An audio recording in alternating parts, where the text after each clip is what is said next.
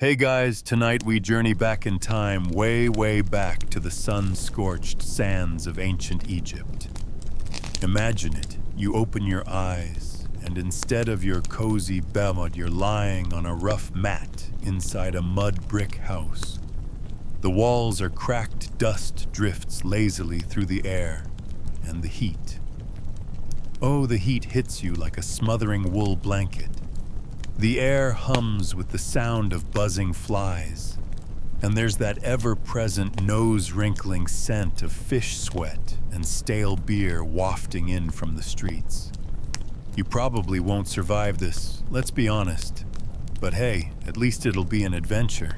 So before you get comfortable, take a moment to like the video and subscribe, but only if you genuinely enjoy what I do here. And drop a comment with where you're listening from and what time it is for you right now. Now dim the lights, maybe turn on a fan for that soft background hum, and let's ease into tonight's journey together. You sit up groggy, blinking at the blinding light pouring through the small square window. There's no glass, of course, just a wooden shutter that someone's propped open. The Nile's moisture makes the morning air heavy, but it's already stifling hot. Sweat beads on your forehead, and you haven't even stood up yet. Outside the city stirs merchants calling out donkeys, braying children, yelling as they chase each other through narrow alleys.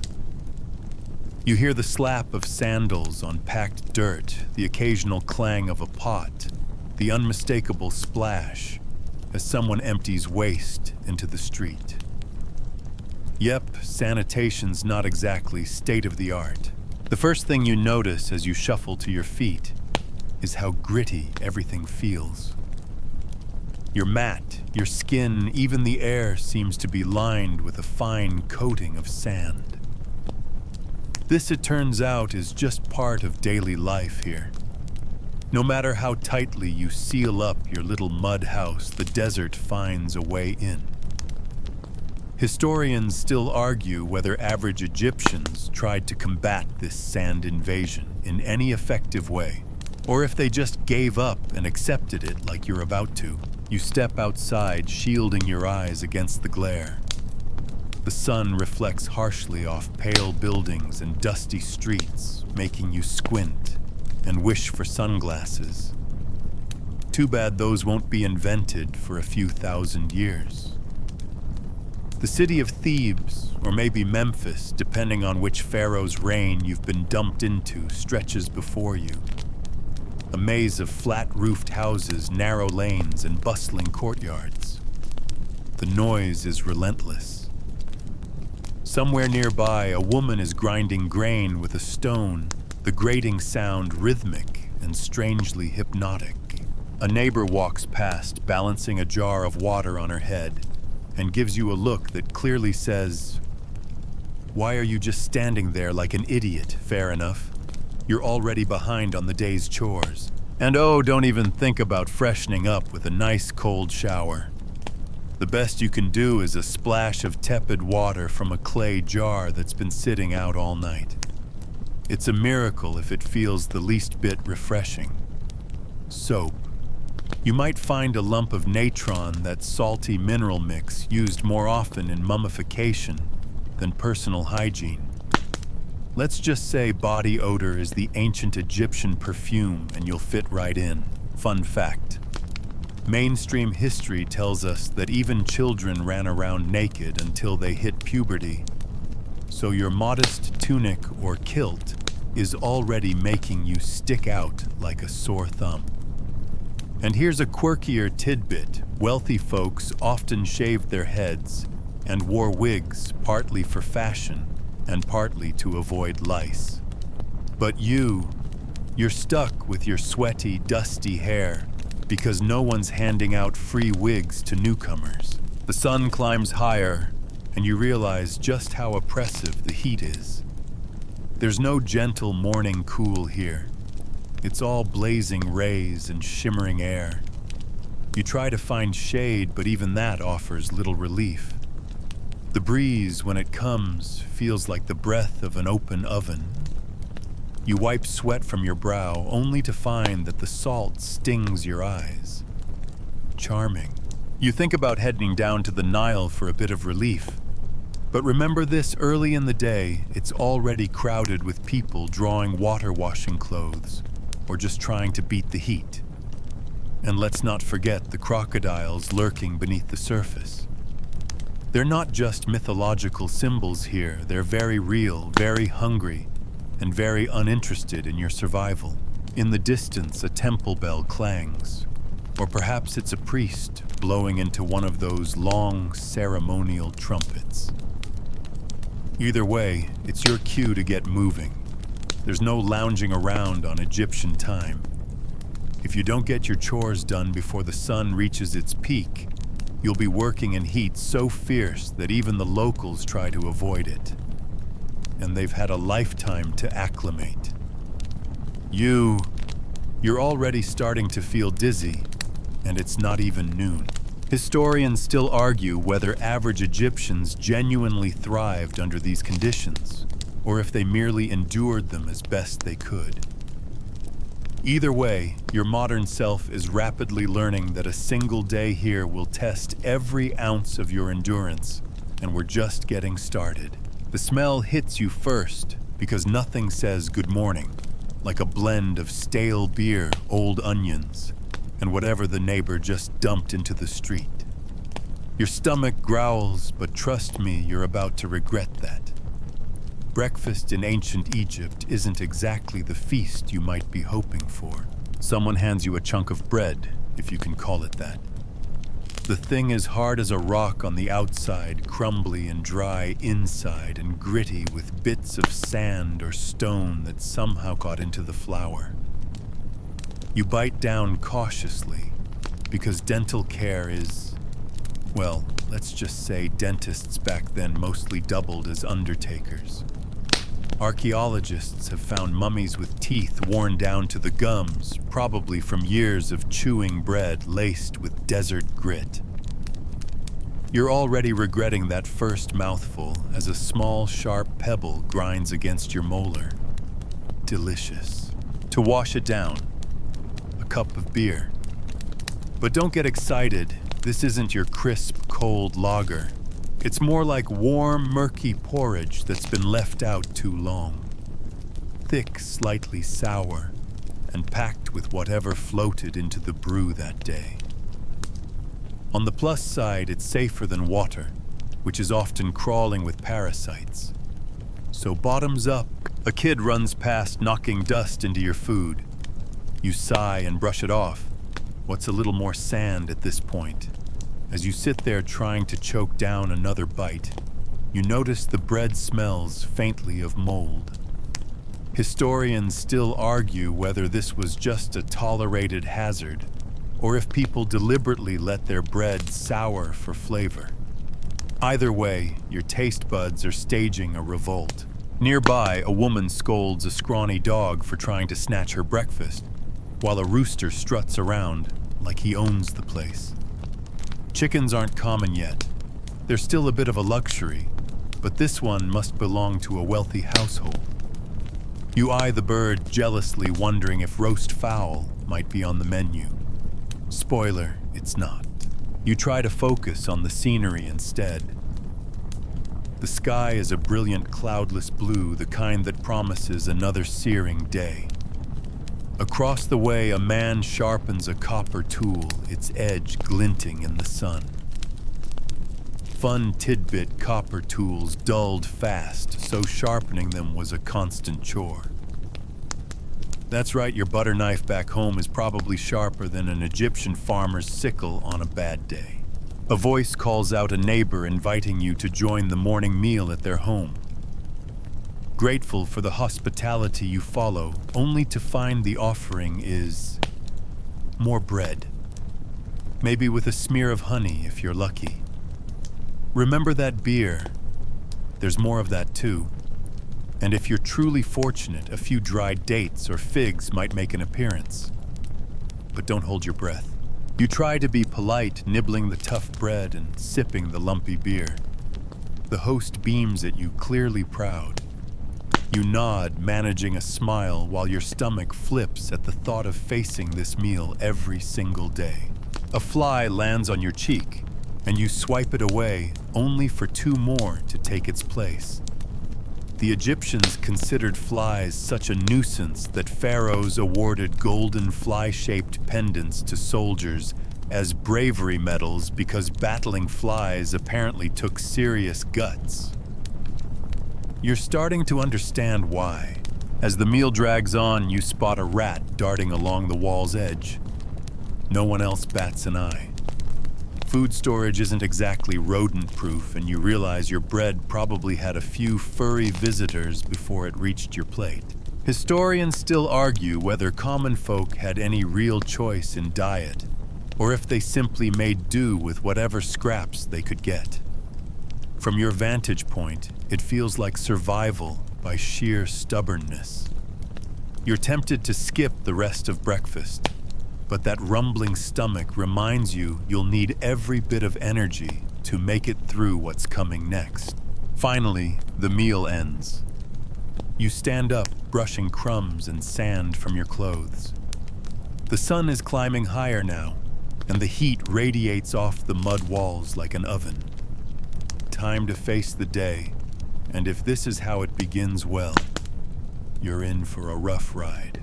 You're already sweating through your tunic as you trudge back toward your mud brick home. The neighbor's dog pants in the shade, smarter than you at avoiding the sun.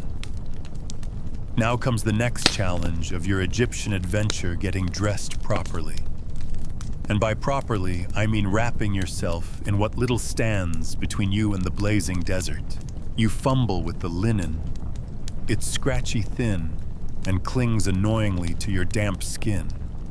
The kilt for men or the simple sheath dress for women offers zero protection from the sun's brutal rays. You tie it the best you can, but it keeps slipping. Because hey, tailoring isn't exactly precise when you're using a single rectangle of fabric and hoping for the best. You glance around, noticing most locals have shaved heads glinting with sweat, but mercifully free of lice. You with your modern hair are already scratching at your scalp. Wealthy Egyptians wear elaborate wigs and dab on perfumed oils, but you smell like beer breath and old onions with a nice overlay of body odor. Lovely. Historians still argue whether common Egyptians bothered much with grooming beyond a quick splash at the basin each morning, or if cleanliness rituals were more important than we think. Either way, you're a mess, and your linen outfit does little to help. In a half-hearted attempt at self-care, you dab some animal fat on your skin, standard ancient sunscreen. But it smells, well, exactly like animal fat left out in the heat. You'd kill for a dab of aloe vera, but all you have is what's on hand.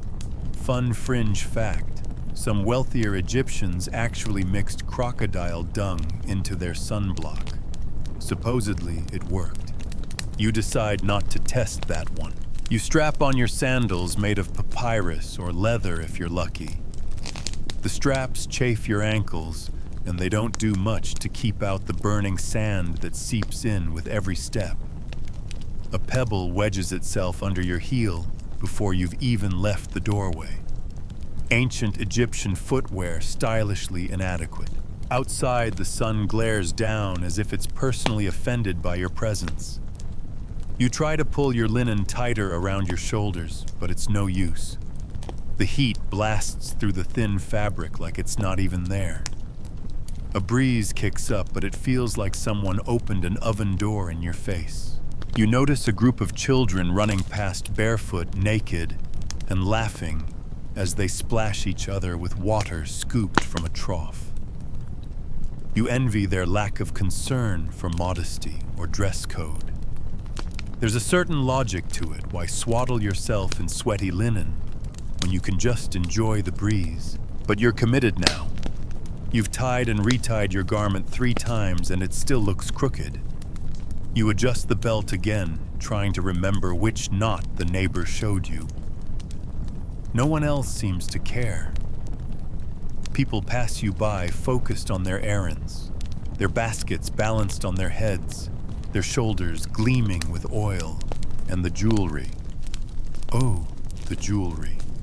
Even the modestly well-off sport strings of faience beads, amulets, and charms meant to ward off evil. You meanwhile have nothing but your itchy linen and a growing sense that you're wildly underdressed and overdressed at the same time.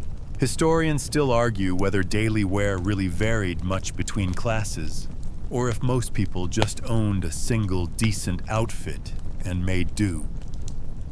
Judging by your reflection in a puddle mud-streaked, sweaty, and disheveled, you'd guess they didn't have many options. A camel trudges by its handler, barking at it in frustration.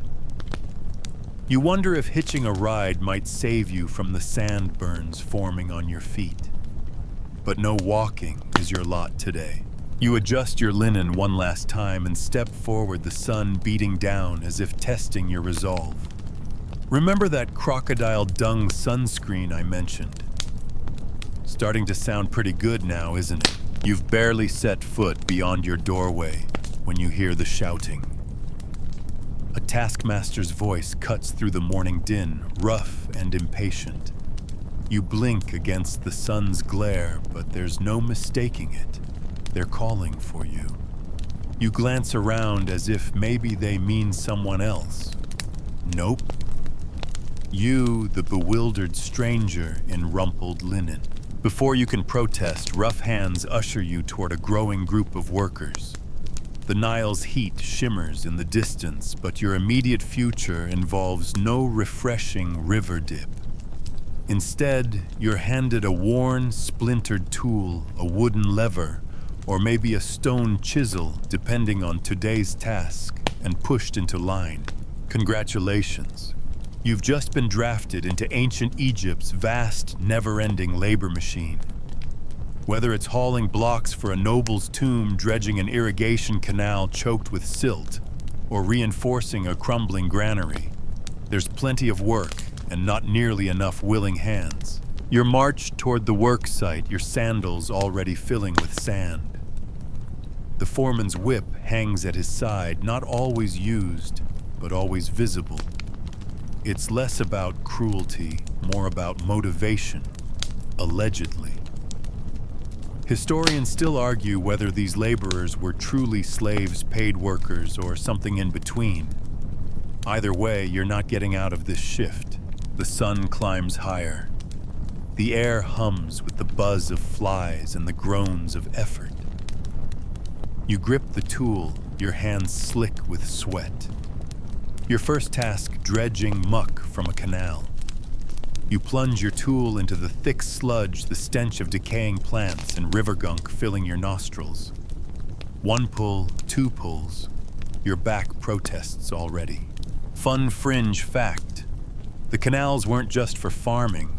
They were crucial for moving goods, including giant stone blocks. And guess who got to clear them when they clogged?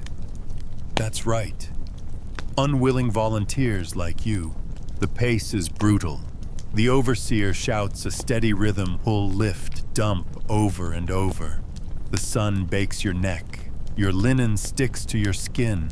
Your arms ache, your knees threaten to buckle. And you've been at it, 10 minutes? Every so often, a water boy trots past, offering a sip from a cracked jar.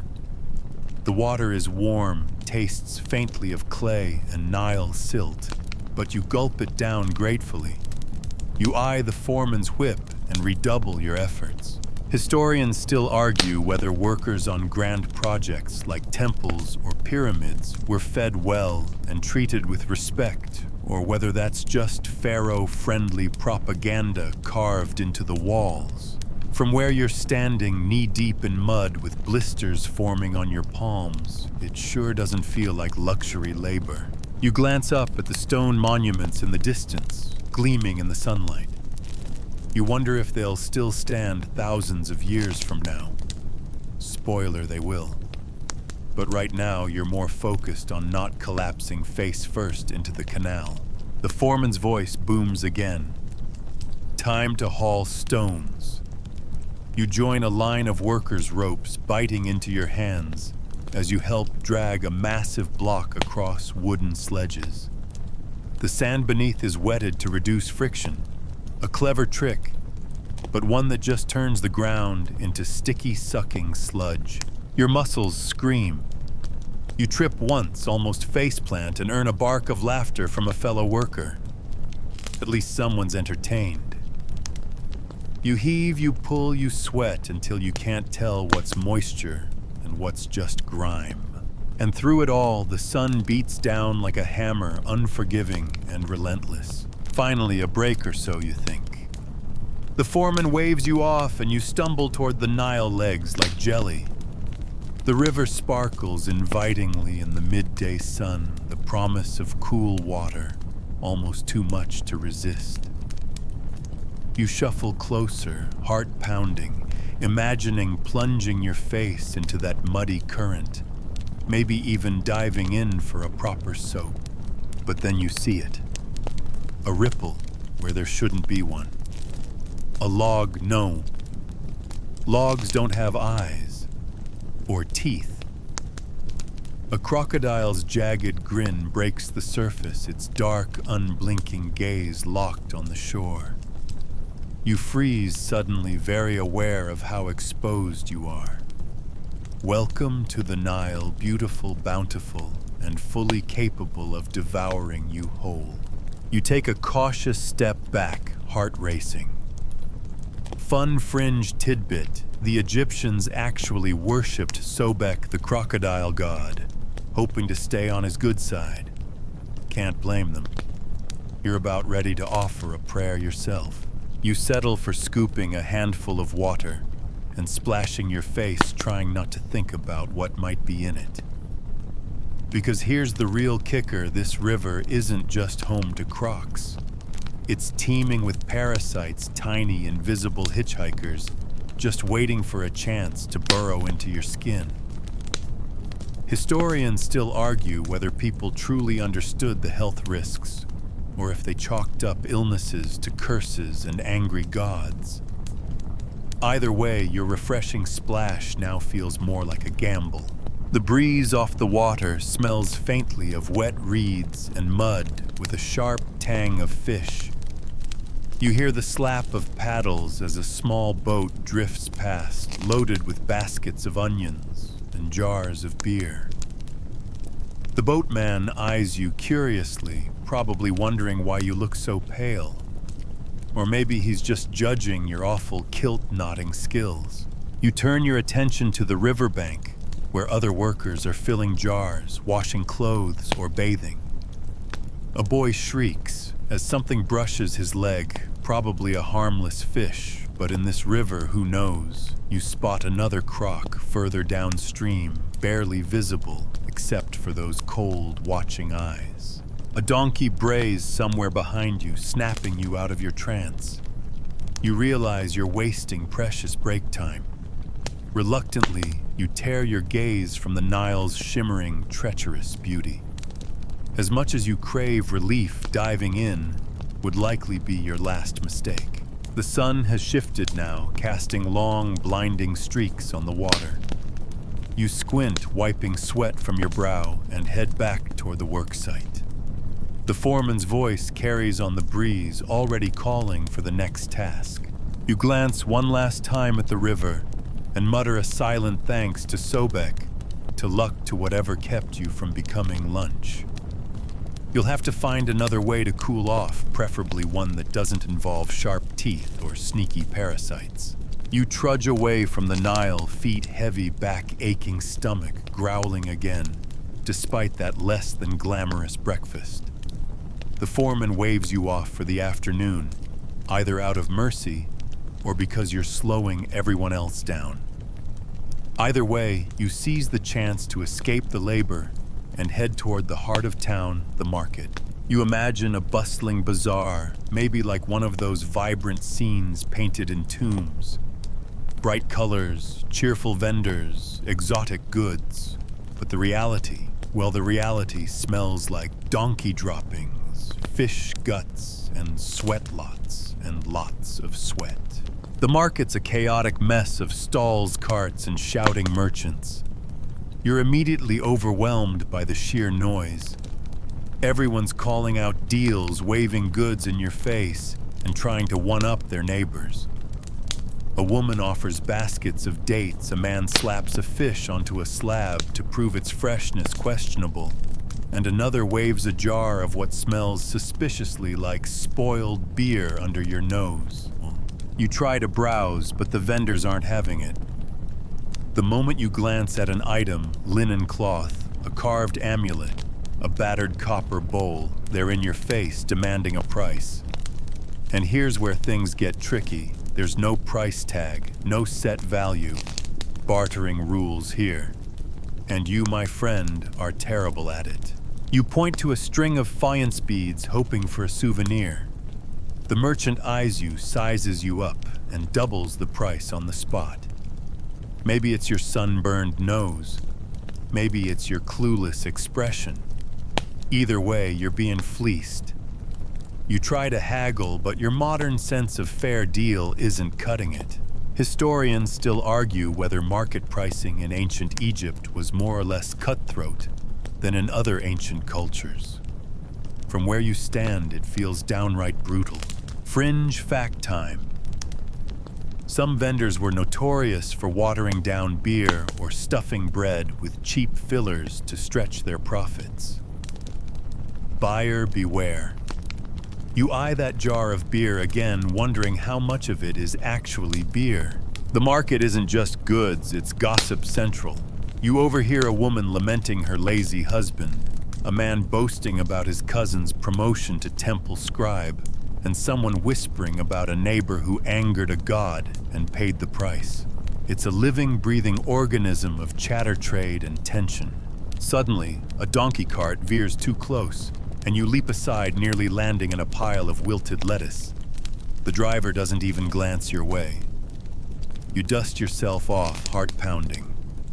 Welcome to commerce Egyptian style. You spot a stall selling onions and garlic staples in every home. You reach for a handful, only to have the vendor snatch them back and scowl at you for touching without buying. Lesson learned. By the time you manage to barter your way to a small pouch of dates, you're exhausted, dusty, and not entirely sure you didn't overpay. The sun beats down harder, the smells intensify, and you decide maybe shopping can wait. You weave your way out of the market, head spinning from the noise and the sheer sensory overload. No wonder Egyptians painted their gods as serene figures. The market is chaos enough to make anyone long for divine peace. You barely escape the market's clamor, clutching your hard-won pouch of dates like treasure. But before you can even think about retreating to shade the crowd parts, and you find yourself swept along by a flow of people headed toward one of the massive temples that dominate the skyline. You don't mean to join them, but resisting this tide is like trying to hold back the Nile. The closer you get, the more the air changes. It's thick with incense smoke, sweet and heady, burning your nostrils. You cough, blinking through the haze. The temple's towering pylons loom above you, carved with scenes of gods smiting enemies of pharaohs, presenting offerings of hieroglyphs that might as well be alien code to your tired brain. A priest in pristine white linen glides past his head, shaved his skin, glistening with perfumed oil. He doesn't even glance at you. Inside, more priests chant in deep, droning voices that seem to vibrate through the very stones. The sound is hypnotic, or maybe that's just the heat and smoke getting to you. Someone hands you a basket of offerings, probably hoping you'll carry it to the altar. Before you can object, they're gone, swallowed by the crowd. Now you're stuck holding a bundle of bread onions and what looks suspiciously like a dried fish. The smell makes your eyes water, or maybe that's just the incense again. Historians still argue whether these grand public rituals were more for the gods or for the political spectacle of it all. From your spot sweating, choking on smoke, juggling mystery offerings, it feels like a bit of both. You shuffle forward, watching as priests wave fans over a massive statue of Amun, or maybe Horus. It's hard to tell through the haze. They pour wine-burn incense and murmur prayers. The crowd behind you presses closer, eager to glimpse the sacred rites. Fun fringe tidbit. Temple rituals were so secretive that even most Egyptians weren't allowed inside the inner sanctum. You're stuck in the outer courts, but honestly, that's probably for the best. The inner chambers are stiflingly hot, dark, and echoing with chants that would chill your already overheated bones. Your arms ache from holding the offering basket. You edge toward an altar and clumsily set it down, hoping that's the right move. A nearby priest gives you a look half annoyance, half pity, and you step back quickly, blending into the crowd. The chanting reaches a crescendo. The smoke thickens the air so dense with scent that you can practically taste the frankincense. The sun filters through high columns, casting stripes of light and shadow that dance across the temple floor. You try to slip away, but not before someone smears your forehead with what smells like lotus oil. A blessing, a token, or just a way to mark you as part of the day's ritual. Historians still argue about the exact meanings of some of these gestures, and you're too overwhelmed to care. You finally break free into the blinding sunlight lungs, grateful for fresh, if scorching, air. Your head swims, your stomach churns, and you're fairly certain you'll smell like incense for a week. Welcome to the spiritual heart of Egypt. Beautiful, powerful, and absolutely exhausting. You stagger away from the temple, still reeling from the heady mix of smoke, chanting, and heat. Your stomach grumbles again, and you start imagining that basket of offerings you just left behind. Those onions and bread would hit the spot right now. But no time to dwell. You're about to meet your so-called host family. It starts with a cheerful voice calling your name, or something vaguely like it mangled by the local dialect. A wiry man with sun-darkened skin waves you over, grinning wide enough to reveal teeth worn flat from years of chewing gritty bread. This is Hori, the head of the household, that's for better or worse taken you under its wing. His wife Tia stands nearby, arms crossed, sizing you up like a camel she's not sure is worth the feed.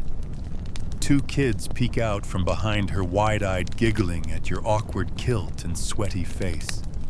A goat bleats somewhere inside the house, probably standing exactly where you'll be expected to sleep tonight. Hori claps you on the back, nearly knocking you over. His enthusiasm is genuine, but his expectations are high. In this world, family isn't just blood. It's whoever's willing to work, obey, and keep their mouth shut. You're about to find out what that means the hard way. First order of business. Haul water from the communal well. Never mind that you're already parched and exhausted. Tia hands you 2 heavy clay jars, and you trudge alongside her eldest son, who chatters non-stop about the family's prized cow as if you care. Historians still argue whether extended families in Egypt functioned more like tight-knit clans or mini workforces under one roof. From your perspective, it's clearly both. Everyone from toddlers to grandmothers pulls their weight. And guess what? That includes you.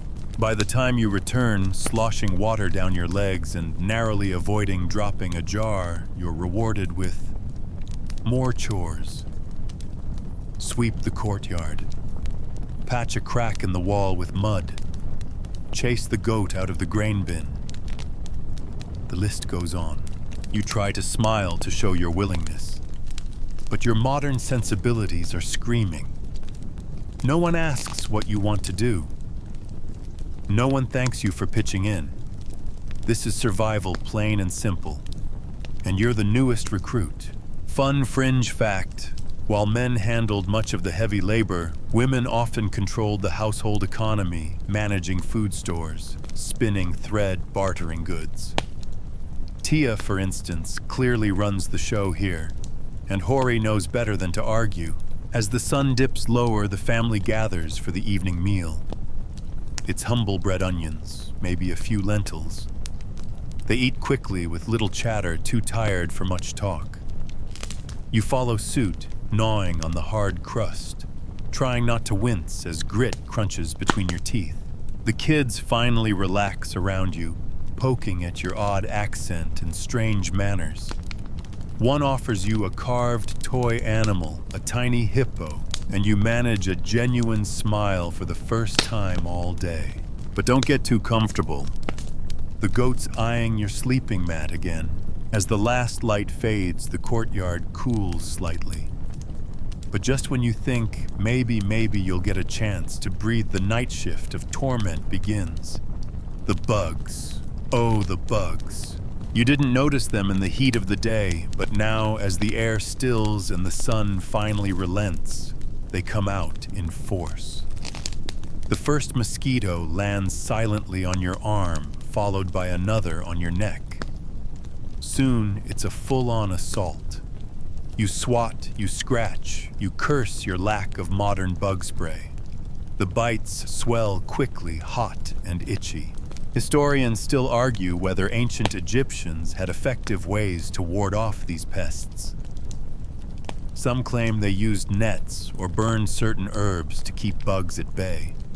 Others think most people just endured the way you are now, miserably. You try to cover up with your linen, but it's no use. The fabric is too thin, too full of gaps. The mosquitoes are relentless, finding every exposed inch of skin, and they're not alone. Lice, oh yes, lice make themselves at home, itching your scalp, your eyebrows, even your chest hair if you have any. You remember those shaved heads you saw earlier, and suddenly understand why they were all the rage. Then there are the flies. Constant. Buzzing. Landing on your face, your food, your wounds. Fun fringe fact: wealthier Egyptians sometimes wore perfumed wax cones on their heads, which would slowly melt and release scent to mask the smell of sweat and possibly repel insects. You sadly have no such luxury. The scratching turns to stinging. You glance down and notice angry red welts blooming across your arms. And as if that weren't enough, your skin starts breaking out in mysterious spots, a rash maybe from the heat and filth. Or perhaps a gift from the murky canal water. You shuffle toward the house, hoping for shelter. But inside is no better. The air is stifling, the walls radiating the day's stored heat. The bugs are there too, drawn to your body's warmth. You lie on your mat, the goat snuffling nearby, and try to find a position that doesn't make you want to claw your skin off. Historians still argue whether ancient healers had effective treatments for the boils, rashes, and bites that plagued their people. Honey was common, as were salves made from animal fat and herbs. But given your luck today, you'll probably just get a dab of crocodile dung and a pat on the back. The night stretches on the itching relentless, the air thick with the smell of animals' sweat and dust. You long for a cool shower, clean sheets, a bug zapper, anything. But here in ancient Egypt, the only certainty is that tomorrow will bring more heat, more chores, and yes, more bugs. The night drags on, sleepless and itchy, and just when your weary body starts to surrender to exhaustion, dawn breaks, and with it a new horror. You stir bleary-eyed, only to find a small crowd gathered outside your door. Neighbors, the local scribe, and at the center a red-faced overseer pointing an accusing finger. You blink in confusion until you realize what's happened. Someone's goat, not your host family's, mercifully went missing during the night, and somehow you are the prime suspect.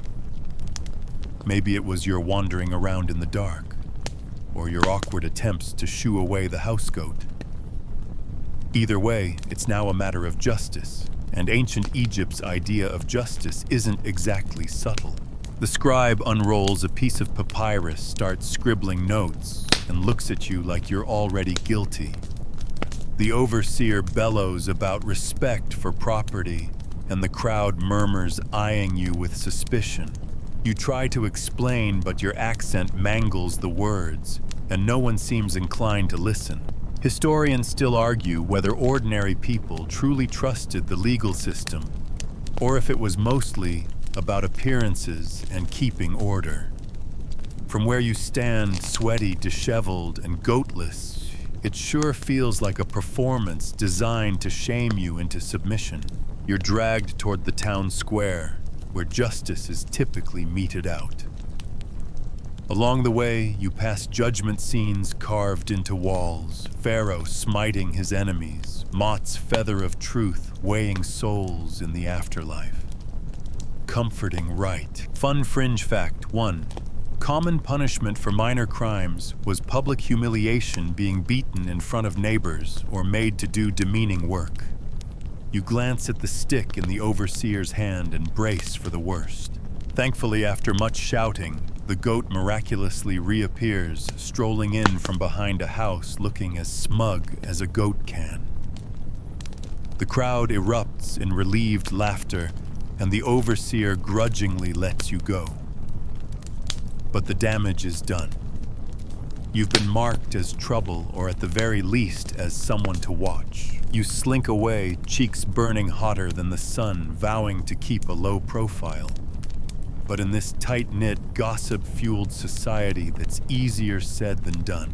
You shuffle back toward your host's home, eager to vanish into a shadow, and pretend this morning never happened.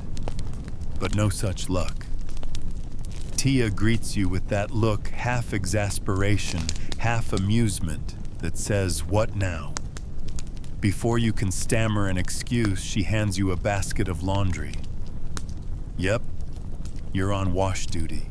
Off you go down to the Nile's edge basket, balanced awkwardly on your hip. The morning sun is already fierce, and the riverbank hums with activity. Women scrub clothes against smooth stones, children splash and shriek, and a few hopeful fishermen cast nets, hoping for something better than the usual bony catch. You find a spot and set to work dunking linen in the murky water, scrubbing it against a rock, beating it senseless, then rinsing it, sort of. It's hard to tell whether you're cleaning the clothes or just giving the river's filth a fresh surface to cling to.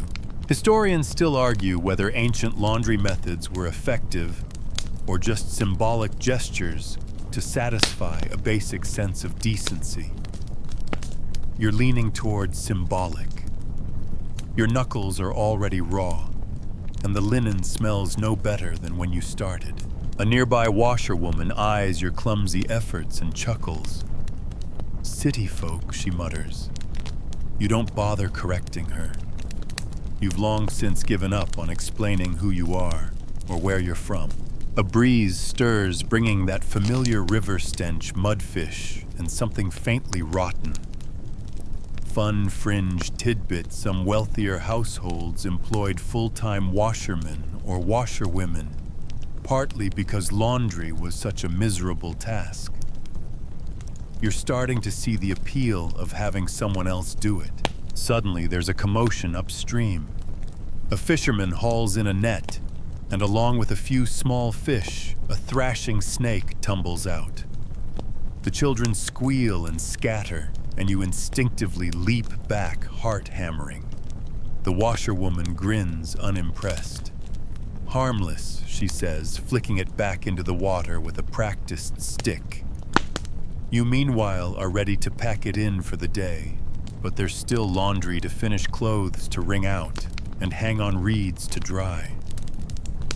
The sun's heat is relentless, drying the fabric stiff and scratchy.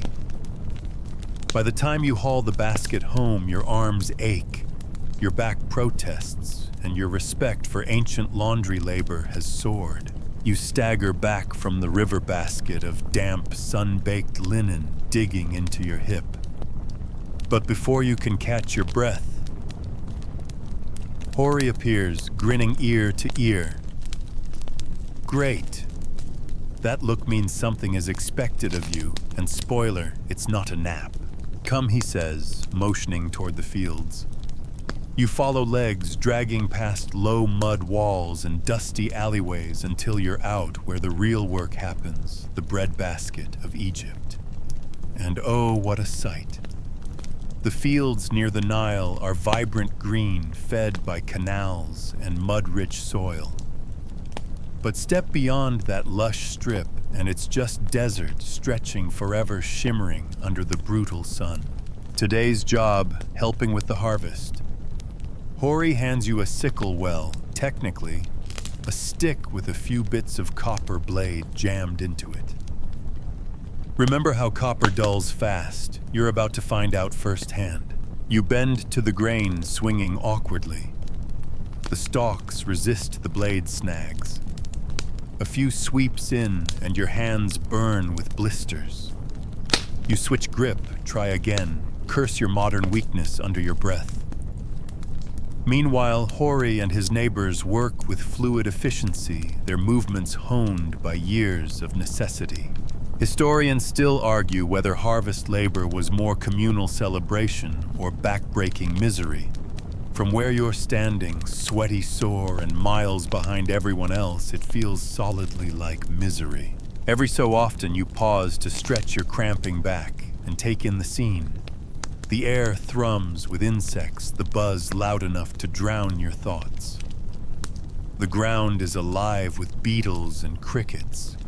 And every now and then you spot a scarab, holy symbol of rebirth, rolling its ball of dung like it owns the place. Fun fringe tidbit, farmers sometimes sang, while they worked partly to keep rhythm, partly to ward off boredom or bad spirits. Hori starts a tune low and rhythmic, and soon the field hums with the sound of many voices. You try to join in, but your pronunciation mangles the words, earning you a few good-natured chuckles. The sun climbs higher. Your linen sticks to you in all the worst places. The sickle's copper edge dulls until it's more like hacking with a butter knife. And still the grain stretches on endless rows, waving mockingly in the breeze. A break comes at last. Someone passes around a jug of beer, not cold, not tasty, but wet. You gulp it down, grateful for anything to soothe your parched throat. Then it's back to work, because the grain won't harvest itself. You glance at Hori, his face lined with sun and years of toil, and feel a flicker of awe. This is survival day in, day out. And you're already dreaming of shade, of water, of escape.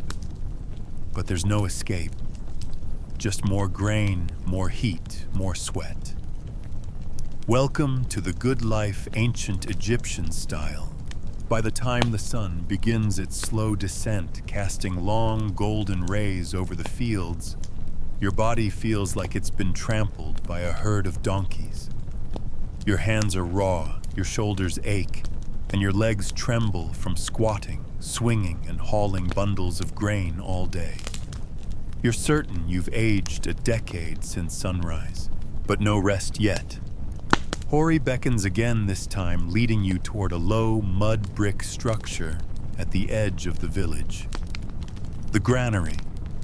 The air here is heavy with the scent of dust and old grain, a musty mix that sticks to the back of your throat.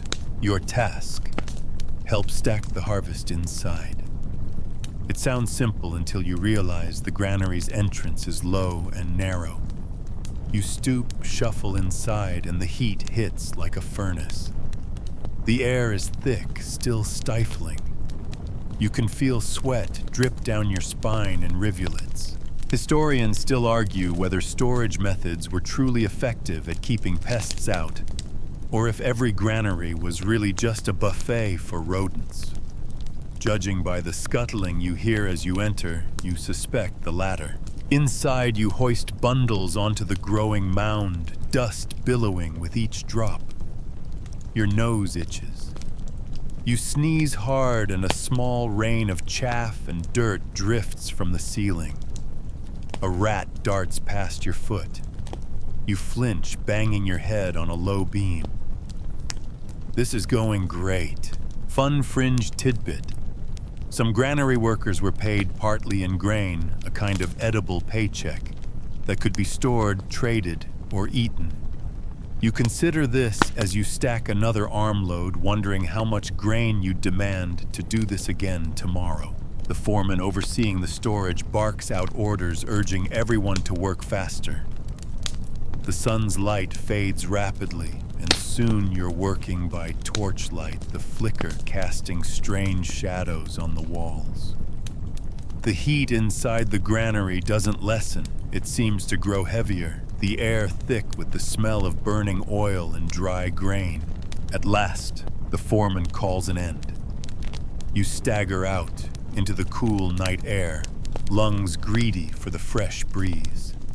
The stars prick the sky brilliant and sharp. You stare up at them, feeling impossibly small. Somewhere out there, maybe a better life exists. But here there's just more work, more dust, more endless days of the same. You head home, feet dragging, knowing you'll do it all again tomorrow, and the next day, and the next. Because that's the deal in ancient Egypt, no escape, no breaks, just the grind.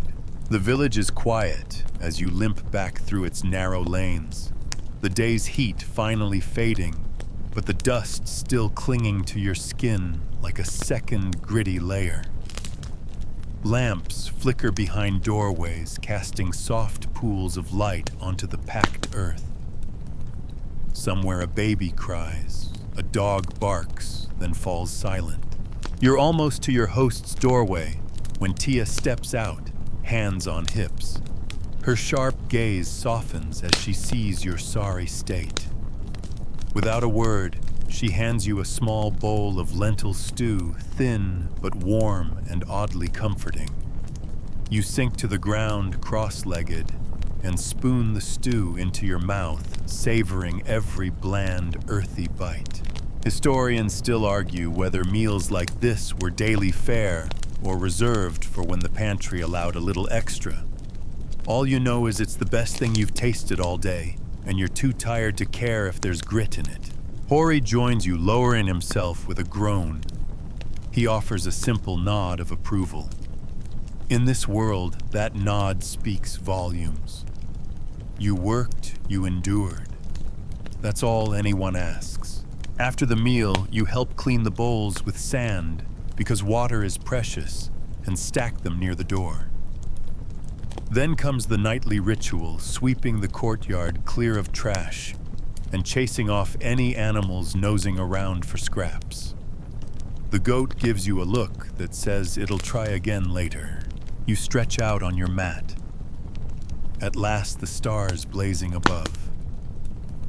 The night is cooler now, a soft breeze stirring the palms. But sleep doesn't come easy. The blisters on your hands throb. Your back protests every shift. The mosquito bites itch like fire. And your mind races tomorrow will be the same. Another dawn, another battle with the land. The sun, the endless grind. Fun fringe tidbit. Ancient Egyptians believed in an afterlife where the fields were always fertile. The work light, the beer fresh. You close your eyes, wondering if maybe, just maybe, you'll get there someday. But for now, you scratch at a bite sigh deeply and let the stars keep watch over you as sleep finally drags you under.